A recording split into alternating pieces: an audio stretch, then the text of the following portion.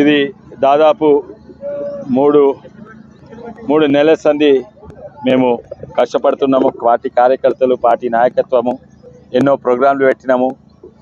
ఇక్కడ గెలవడం చాలా కఠినము చేవెళ్ళ ప్రాంతంలో బీజేపీకి. ఎందుకంటే ఇంతకుముందు ఎప్పుడు కూడా బీజేపీ లేకుండే, అదే కాక ఎవరు ఎమ్మెల్యే లేకుండే.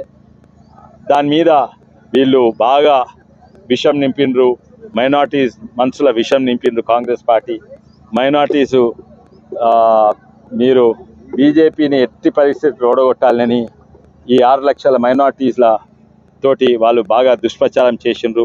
బీజేపీ గెలిస్తే మీకు నష్టమవుతుంది, కానీ దీనివల్ల ఎంతోమంది మైనార్టీస్ ఎన్నో బూత్లల్లో 99% బీజేపీకి ఓడగొడుతుంది చేసిండ్రు. అది దేశానికి, రాష్ట్రానికి, మన చేవెళ్ళ ప్రాంతానికి అది మంచిది కాదు.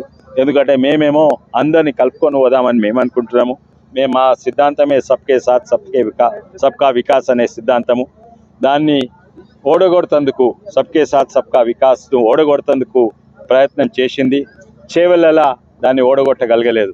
కానీ దురదృష్టం ఏంటంటే కొన్ని జాగాలలో ఆ సిద్ధాంతాన్ని విపక్షాలన్నీ కలిసి విషము మైనార్టీల మనసులో పెట్టి కొన్ని జాగాలలో ఆ సబ్కే సాత్ సబ్కే వికాస్ అనే సిద్ధాంతాన్ని కొన్ని జాగాలలో ఓడగొట్టింది. అది మంచిది కాదు.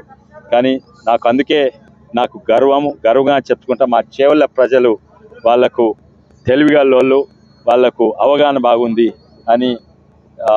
ఏ పార్టీ అయితే దేశాన్ని, రాష్ట్రాన్ని డెవలప్ చేస్తుందో, ఏ నాయకుడు, మోడీ అసంటి నాయకుడు భారతదేశానికి అవసరం ఉంది అని అనుకొని నన్ను గెలిపించిందని నేను అనుకుంటున్నాను. ధన్యవాదాలు, అందరికీ ధన్యవాదాలు. నేను ఎప్పుడు పోయిన 10 ఏళ్ళు ఎట్లా పనిచేసినానో అట్లనే ముందుకు కూడా పనిచేస్తూ ఉంటా. మీ అందుబాటులో ఉంటా. అక్కడ పార్లమెంట్లో నా చేసే పనులన్నీ చేస్తాను. అండ్ ఇక్కడ వచ్చినప్పుడు ప్రతి గ్రామము తప్పనిసరిగా 2-3 సార్లు తిరుగుతాను. అండ్ మీరు కూడా నా దగ్గర రావచ్చు.